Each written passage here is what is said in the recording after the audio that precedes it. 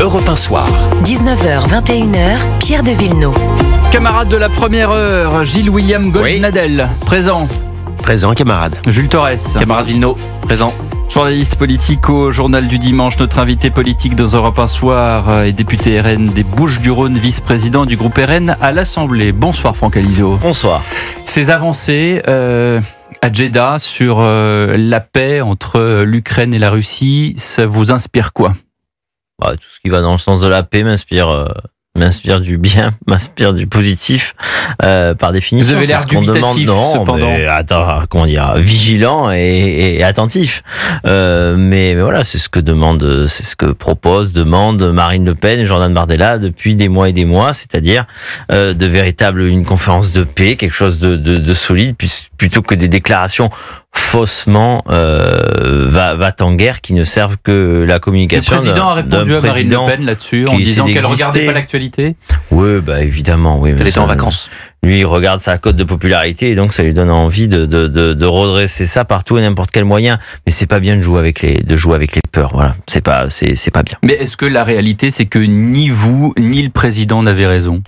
C'est-à-dire est-ce que d'un côté dire écoutez c'est pas une menace et puis d'un autre côté dire écoutez c'est très grave et la patrie doit s'engager, on est un peu dans un modus vivendi entre les deux. Non mais écoutez, si à un moment donné on peut pas avoir l'honnêteté de dire qu'aujourd'hui le problème numéro 1 hier, aujourd'hui et demain, le plus grand danger c'est par exemple en premier lieu le terrorisme islamisme plutôt que l'invasion imminente de la France par la Russie. Mais parce que c'est pas égal, parce que l'invasion imminente de la France par la Russie, Franck Alizio. Mais je hiérarchise. Donc le premier risque aujourd'hui, ça le reste, c'est le terrorisme islamiste pour notre pays, voilà. Donc si on doit montrer les muscles, c'est en priorité avec l'Algérie en face de nous. Et puis il faut également avec nos partenaires, avec nos alliés, tenir également la dragée haute face à Monsieur Poutine. Mais comment dire, on ne va pas être envahi demain par la Russie, voilà. Mais c'est une réalité que de le dire, voilà. Maintenant, évidemment, qu'il faut défendre notamment nos alliés. On a également la Pologne qui est en première ligne, etc. Ça, on ne l'oublie pas. Vous savez, quelque part. Mais on l'oublie pas. Ça veut dire quoi ? Ça veut dire qu'on pense quand même aux Polonais. Mais ça veut dire que, par exemple, la dissuasion nucléaire française a toujours englobé dans l'esprit la solidarité avec nos partenaires, y compris avec la Pologne. Mais ça fait. Donc si la Pologne est attaquée, la France y va. Depuis que le mur de Berlin est tombé. Est-ce que si la Pologne est attaquée, la France y va ? Non, mais ça c'est à Marine Le Pen. Vous êtes responsable politique, Franck Alizio. Non, je suis pas responsable. Vous n'êtes pas responsable politique. Non, mais je laisserai Marine Le Pen et Jordan Bardella répondre sur les sujets. C'est elle qui décide. De diplomatie. Non, mais vous êtes. C'est logique. Vous avez une carte d'identité française. Vous avez peut-être fait votre service militaire. Vous avez peut-être une opinion là-dessus. Non, parce que je suis de 1980, il n'y avait plus le service militaire. Il y avait la journée d'appel à la défense. C'est beaucoup moins sympa. Il a été réformé, mais c'est comme ça. Gilles William, Monsieur Torres, interviewé Monsieur Alizio. Non, mais c'est vrai qu'on a du mal finalement à comprendre la ligne de Marine Le Pen et de Jordan Bardella. C'est-à-dire que la ligne, en gros, ni Washington, ni Moscou, ni Bruxelles, c'est un peu celle du non-alignement. Et on se dit que finalement, le RN pourrait, dans cette séquence, être un petit peu plus courageux. Je vous demande pas de soutenir le président de la République, mais d'avoir une vraie ligne où qu'on puisse dire foncièrement que veut Marine Le Pen, que veut Jordan Bardella. Mais non, mais enfin, on va pas surjouer avec tout le monde parce que le président de la République a décidé de surjouer une séquence uniquement médiatique, alors on va la surjouer avec lui. La position d'équilibre, la position non alignée, comme vous dites, c'est celle de la France depuis le général de Gaulle. On n'a rien inventé, on est juste fidèle à une position diplomatique de la France depuis le général de Gaulle. Voilà. Monsieur Goldnadel. Monsieur Goldnadel n'est pas choqué parce qu'il vient d'entendre de la bouche du député Alizio. On a le droit quand même de ne pas considérer le président de la République actuelle comme un chef de guerre invétéré, de prendre la distance entre le fait et le dit, de hiérarchiser comme Monsieur Alizio l'a fait les dangers qui menacent la France, en ce compris le danger islamiste, et de considérer sans avoir un esprit trop chagrin qu'on pourrait entrevoir une manière de diversion de ne plus parler tout d'un coup de l'Algérie et de Boualem Sansal, de ne plus parler de l'ultimatum, d'ailleurs qu'on a dénoncé à l'Élysée, qui a été fait par Monsieur Bayrou. On a le droit quand même d'avoir une vision différente de ce qui a été annoncé en haut lieu. Je dois vous avouer que je partage assez l'esprit dubitatif de Monsieur Alizio. Sur la position de Monsieur Macron. Sur la position de Monsieur Macron. Et ça ne fait pas pour autant, parce qu'il y a un grand terrorisme intellectuel qui commence à sévir, le fait simplement de hiérarchiser, de dire qu'on a plus peur, par exemple, du Syrien d'ancien Al-Qaïda à qui le ministre des Affaires étrangères a serré la main, que de Monsieur Poutine, ça ne fait pas pour autant des gens qui disent ça des soutiens de Monsieur Poutine. Il y a un véritable terrorisme intellectuel qui sévit en ce moment. Dans un instant, on va parler de plusieurs choses. De Marseille, parce que ça vous tient à cœur, et il y a une élection municipale qui se profile dans pas longtemps, je crois, Franck Alizio. Et puis j'aimerais qu'on parle aussi de ce tweet de la France Insoumise, qui représente le camarade Hanouna dans une posture assez étrange, et étrange est un doux euphémisme. 19h26 sur Europe 1, vous restez bien avec nous dans Europe 1 Soir. Europe 1 Soir. 19h, 21h, Pierre de Villeneuve. Jules Torres, Gilles William Goldnadel et nous accueillons Franck Alizio, député RN des Bouches-du-Rhône. On va parler de Marseille dans un instant. Juste une petite réaction sur ce que je viens de vous montrer. Malheureusement, nos auditeurs ne peuvent pas voir, on n'est pas à la télévision, mais allez donc sur Twitter et allez donc sur le compte de la France Insoumise et vous y verrez un tweet avec une photo représentant Cyril Hanouna faisant une sorte de grimace très méchante. Manifestation contre l'extrême droite, ses idées et ses relais partout en France le 22 mars prochain. Bon, de là à ce qu'il y ait une manifestation, soit, on a le droit de manifester, mais que pensez-vous de cette mise en scène, Franck Alizio ? Non, mais c'est quasiment une mise à prix, une tête mise à prix. Enfin, je veux dire, c'est juste, imaginez un autre parti politique en France que LFI faire ça. Avec n'importe qui. Ce serait un tollé absolu et à juste titre. Voilà. C'est la tête d'un homme mise à prix. Voilà. Donc, j'espère et je pense que Cyril Hanouna est protégé parce qu'avec de telles pratiques, par un parti qui est extrémiste et qui a des méthodes violentes, c'est grave. Enfin, ça devrait être poursuivi, enfin. Non, moi ça me surprend pas parce qu'on a vu le glissement depuis maintenant des mois de l'extrême gauche et particulièrement de la France Insoumise vers l'antisémitisme, mais finalement tout ça ne m'étonne pas. Dans l'extrême gauche, il y a des racines antisémites. Karl Marx, en 1844, il écrivait La question juive, et dedans, il y a le capitalisme aux juifs.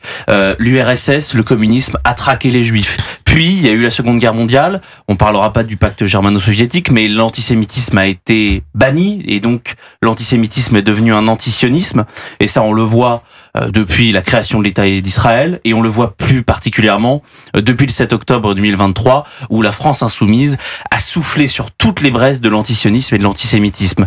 On a plusieurs élus qui sont poursuivis pour apologie du terrorisme. On pourrait passer l'émission à citer des prises de parole, des citations, des tweets qui sont objectivement antisémites. Mais la question, c'est que la démocratie, eh bien, elle se règle dans les urnes, elle ne se règle pas dans la justice. Donc, aux gens de se rappeler toutes ces appels à la haine, et objectivement, ce qu'il y a contre Cyril ce soir, c'est un appel à la haine.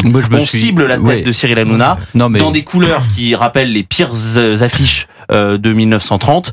Objectivement, ça on doit pas laisser passer ça. Quand j'ai vu ça, moi, je me suis senti mal à l'aise. Voilà. Ouais, moi aussi. J'ai pas d'autre chose à vous dire. Je me suis senti tout d'un coup, j'ai eu un coup de faiblesse, un haut le cœur. Je me suis senti mal et je suis affligé. Mais voilà, je sais pas quoi vous dire. Pardonnez-moi, il y a un climat dans ce pays qu'on n'arrive plus à contenir depuis le 7 octobre. Et c'est bien un paradoxe d'ailleurs, puisqu'après le 7 octobre, il y aurait dû avoir un réflexe de lutte, de sursaut contre l'antisémitisme, ça a été l'inverse.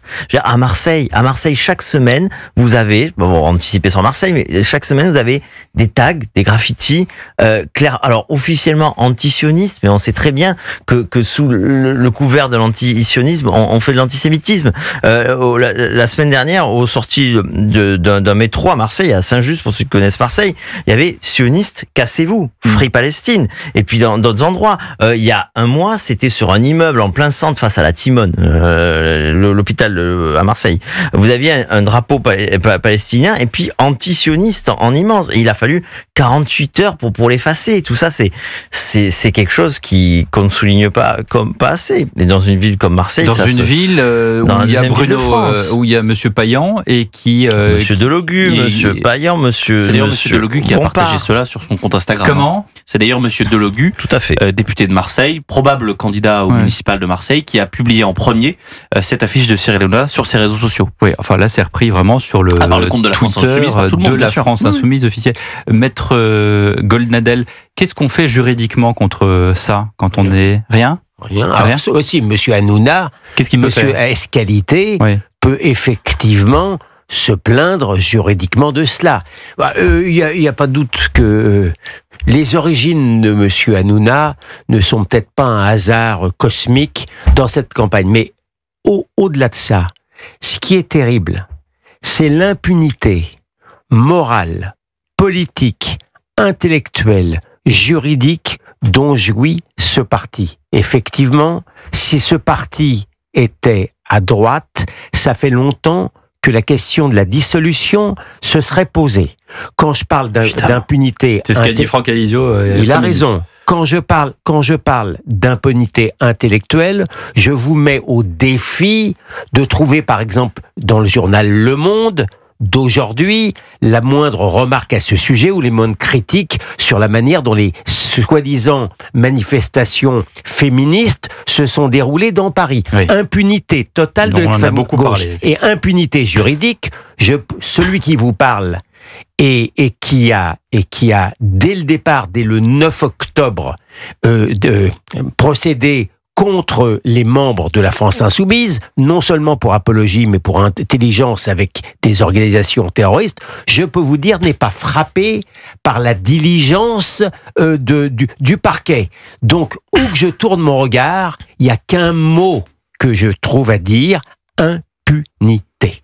Je voudrais qu'on parle de Marseille, bien sûr. Avant cela, Franck Alizio, l'expulsion de Boualem, dit Doualem, l'homme qui avait fait l'aller-retour avec Alger parce que l'Algérie avait décidé que Bruno Retailleau avait usé de la procédure d'urgence et non de la procédure régulière pour l'expulser. Là, apparemment, il y a un feu vert de la commission d'expulsion. Est-ce que c'est une bonne chose ? Bah oui, évidemment, enfin, qu'ils repartent. Non, mais est-ce que, alors, j'ai mal posé ma question.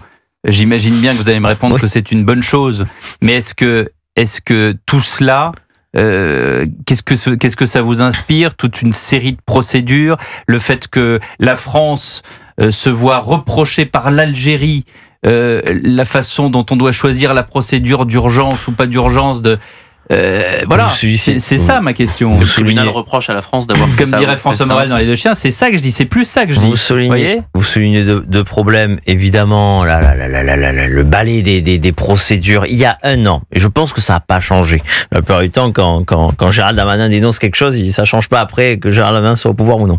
En amont de la loi immigration, il avait dit, vous vous rendez compte, c'est extraordinaire, lorsqu'on veut expulser quelqu'un, il a dit une dizaine de recours, 12, tu vois, une douzaine de recours possibles avant d'être expulsé. Bon, mais à quel moment on a un état de droit qui est devenu fou, qui s'est retourné contre le droit de ceux qui habitent ce pays, et le droit de ceux qui habitent ce pays, c'est d'abord le droit à la sécurité de leur famille et de leurs enfants. Donc évidemment que voilà, ces procédures devenues folles sont incroyables et insupportables. Et deuxièmement, concernant l'Algérie, tant qu'on n'engagera pas un vrai bras de fer diplomatique, parce que derrière les arguties juridiques, il y a un bras de fer politique et diplomatique, on s'en sortira pas. Voilà, c'est pour ça que tout à l'heure... Mais vous croyez qu'on va y arriver ? Je vous disais, avec ce président de la République, non. Soyons clairs, avec ce gouvernement non plus, parce qu'il n'y a pas de volonté politique, mais évidemment parce qu'il ne veut pas, et parce qu'en plus, pendant comment dire, Les macronistes se disputent un certain électorat avec LFI. Voilà. Et donc, il y aura toujours cette bagarre. Je vous rappelais les conseillers de Monsieur Macron en 2017. Aujourd'hui, ils se vendent de procédure en procédure. Comment il s'appelait le conseiller de Monsieur Macron là qui était Lequel? Non, qui était bon. Il y en a Bref, quelques-uns. ça reviendra. Mais qui aujourd'hui, enfin qui était Il les connaît tous, Jules Torres, il déjeune avec eux. Ah, monsieur Bellatar. C'est ça, Monsieur Bellatar. Bon ben voilà, ça veut Ah tout oui, dire. l'homme en jogging. Mais L'homme oui, en L'homme en jogging. survêtement. Le mais conseiller oui. ville, Mais le conseiller voilà. banlieue. Bon, vous savez. vous avez compris. Voilà, on se dispute un certain électorat. Je pense que voilà, si on cherche à instrumentaliser un certain électorat, donc on n'a rien à attendre de Monsieur Macron. Pas plus malheureusement que du gouvernement Bayrou. Marseille, c'est votre objectif pour les municipales 2026. Qu'est-ce que peut faire le RN? Est-ce que vous allez mettre fin à la politique du c'est Marseille bébé? Oui, ça c'est sûr. Et autrement que par de la communication, parce que depuis 15 jours, alors bon, ça c'est les Marseillais le savent, mais les autres, on a depuis 15 jours, on a le préfet de police qui fait le petit tour. On a changé de préfet de police. Le préfet de police est plus communicant, et donc il fait le tour de toutes les institutions, invité tantôt par le maire de Marseille, par le président de région, par la présidente de métropole, et il vient faire un discours très rassurant sur tout va mieux à Marseille. Tout va Or, mieux. Moi, oui, tout va mieux. Or moi, C'est votre quand je constat regarde, aussi. non, Non. quand je regarde vous voyez, je vais pas donner des chiffres, je vais donner des exemples. Le week-end dernier, tout le monde l'a suivi, c'était un adolescent de 15 ans tué par un autre adolescent de 15 ans, quartier nord de Marseille. Une semaine avant, c'était un homme de 25 ans qui a été interpellé après la mort d'une octogénaire. C'était il y a 15 jours, c'était à la Cité Benza. La Cité Benza, elle est en plein cœur de Marseille, le 10e arrondissement. J'ai été à l'école à 500 mètres. Bon, un exemple plus concret pour vous montrer l'ambiance. Malheureusement, il y a d'autres villes comme Marseille, hein, mais vendredi dernier, je donne une interview à vos confrères, ils pourront témoigner s'ils le souhaitent, de Quotidien, hein, oui, confrères Sur de TMC. Quotidien qui viennent m'interroger, et on était devant le conseil régional, devant le siège du conseil régional, et il y avait un homme qui hurlait en s'en rapprochant, il m'a pas reconnu, hein, il était étranger, il était dans un état second, il se rapprochait de nous et tout, donc vos confrères ont eu peur quand même, on a dû se retirer dans un petit peu habitué malheureusement, Marseillais, j'ai dit, vous inquiétez pas, ça va passer, et on n'a pas vu, le type avait un couteau, voilà, il avait un couteau, il grand était couteau. à 1 mètre de nous, un couteau, et il nous hurlait dessus une langue étrangère, on a attendu que ça passe, et puis il est parti, et puis on a repris. Enfin, ce n'est plus possible. Je veux dire, on ne peut pas, dans cette ville, moi je le réclame depuis plus d'1 an. Plus vite ça arrivera, mieux ce sera. Faut pas attendre qu'on soit à la mairie de Marseille, au gouvernement, qu'il le fasse maintenant. Mais Marseille et les Marseillais doivent avoir un état d'urgence. Voilà, un état d'urgence sur Marseille qui permet de donner à la police et à la justice de véritables moyens pour véritablement combattre et l'insécurité et évidemment le trafic de drogue. Voilà, faut sortir des règles du droit commun pour une ville qui vit une situation extraordinaire. Franck Alizio, député RN des Bouches-du-Rhône, va nous expliquer dans quelques instants comment il faut en sortir. En attendant, cette année, votre radio préférée, Europe 1, fête ses 70 ans. 70 ans de moments mémorables, de directs, de rencontres, de rires, de jeux, de musique. Chaque jour, vous redécouvrez en podcast les grands moments de l'histoire d'Europe 1. Et retour sur la journée du 11 mars 1978, jour de la mort accidentelle de Claude François. Je le respectais, je l'admirais, je le vénérais. Pour moi, c'était un dieu. Il m'aidait à vivre. J'ai toujours lié mon destin par rapport au sien. Je ne veux pas me donner la mort, donc je ne veux pas le rejoindre de cette façon. Mais je veux le rejoindre, bien sûr. Qu'est-ce que vous voulez que je fasse, non? C'est de vie. 70 ans d'Europe 1, collection de podcasts exceptionnels à écouter dès maintenant sur le site et l'application Europe 1. Restez avec nous dans Europe 1 Soir, on revient dans un instant, à tout de suite. Europe 1 Soir. 19h, 21h, Pierre de Villeneuve. Toujours avec Gilles-William Goldnadel, Franck Alizio, Jules Torres, on commente l'actualité. On n'avait pas fini sur le sujet de Marseille, Franck Alizio. Ma question, elle est simple. On a l'impression, et pas seulement à travers la fiction et le film Bac Nord, mais on a l'impression que c'est tellement gangréné, c'est tellement noué, c'est tellement sclérosé, c'est tellement... Les exemples que vous donnez à l'instant, juste avant la pause publicitaire, on a envie de dire, mais comment est-ce que vous allez faire ? Et quand bien même vous arriveriez à la mairie de Marseille, quel exécutif auriez-vous derrière vous pour faire bouger les choses ? Il y a 1 an plus tard, j'aurai un exécutif qui sera composé de Marine Le Pen, président de la République, et Jordan Bardella, Premier ministre. Déjà, Ça, vous avez raison. C'est votre Il faut il faut un alignement des planètes. Vous avez raison. C'est-à-dire que pour redresser une ville comme Marseille, et moi je pense que Marseille, c'est la France, soit en pire, soit en mieux. Aujourd'hui, c'est en pire, mais ça pourrait être la France en mieux. C'est une forme de pionnière, la ville de Marseille. C'est le Marseillais qui vous parle, donc il vous parle avec amour de sa ville, et je pense qu'il n'y a pas de fatalité. Évidemment, il y a des villes qui ont été redressées, on le dit souvent. New York dans les années 70 était dans une situation déplorable, et elle s'est redressée. Mais il faut une volonté politique très forte dans la durée. Là, il n'y a pas de volonté politique. Il n'y a pas de volonté. Il y a un côté chez les dirigeants de notre ville au sens large, que ce soit métropole, mairie, région, etc. Il y a même gouvernement. Il y a un côté pourvu que ça dure, c'est pas grave. Je veux dire, pendant 5 ans, le maire de Marseille, le maire socialiste de Marseille, Benoît Payan, n'a rien fait en matière de sécurité. Quand je dis rien, c'est-à-dire qu'on est à peu près au même nombre de policiers municipaux qu'avait laissé Jean-Claude Gaudin, et c'était déjà un mauvais chiffre.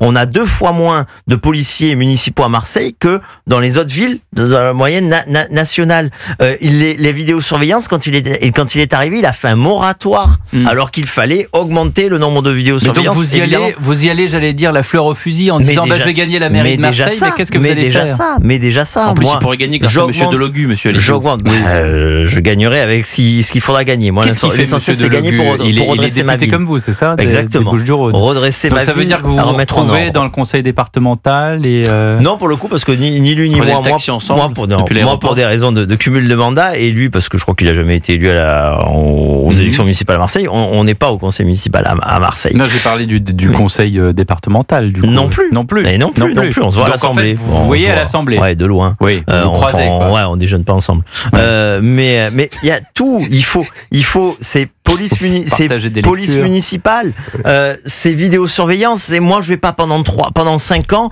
mon obsession comme celle du maire de Marseille aujourd'hui, ça sera pas d'ouvrir une salle de shoot à Marseille. Certains de ses amis écologistes ont même pensé à la mettre au pied de la Bonne Mère, au pied de la Vierge de la Garde. Enfin, je veux dire, on marche sur la tête quand vous envoyez des signaux. Ouais, dans une ville comme Perpignan, plus de 100 000 habitants quand même, gangréné également par le trafic de drogue, eh bien c'est l'obsession de mon ami Louis Alliot, matin, midi et soir. Et ça, et il y a des résultats. Donc Marseille, il y a des exigences, il y a des solutions nationales. L'état d'urgence, il doit être décrété par le gouvernement à Marseille pour donner des moyens exceptionnels à la justice et à la police. Et puis voilà, police municipale, vidéosurveillance, lutte véritablement contre la drogue.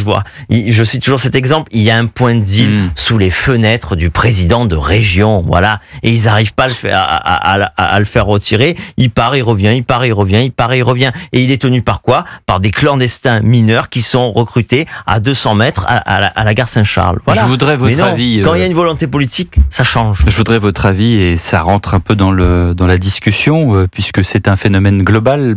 On apprend ce soir la censure de l'ouvrage sur le wokisme dans la recherche de Pierre Vermeuren.